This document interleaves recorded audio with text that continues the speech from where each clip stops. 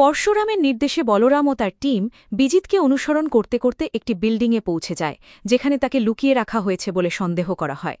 পরশুরাম ফোনে খবর নিলে তারা জানায় লোকেশন ট্রেস করা হয়েছে এবং তারা সেখানেই অবস্থান করছে।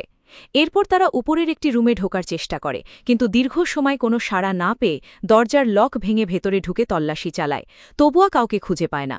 ঠিক তখনই কাহিনী ফোন করে জানায় সে সবাইকে বোকা বানিয়ে বিজিতকে নিয়ে পালিয়ে গেছে।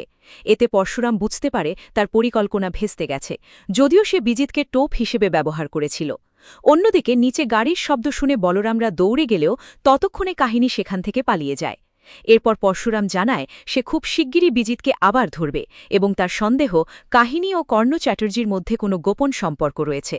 এদিকে বাড়িতে পুজোর পরিবেশের মধ্যেই শুরু হয় তীব্র পারিবারিক দ্বন্দ্ব। আরাধ্যাকে প্রশ্নবিদ্ধ করেন কর্ণ চ্যাটার্জি, আর তার বাইরে যাওয়া নিয়ে উত্তেজনা চরমে ওঠে। আরাধ্যা সাহসিকতার সঙ্গে জবাব দিয়ে কর্ণের বিরুদ্ধে গুরুতর অভিযোগ তোলে। পরিস্থিতি এতটাই উত্তপ্ত হয় যে কর্ণ তাকে মারতে উদ্যত হলে কবির সামনে এসে বাধা দেয় এবং জানায় সে আর নিজের পরিবারকে হারাতে চায় না। এই আবেগঘন মুহূর্ত কর্ণকে ভেঙে দেয়।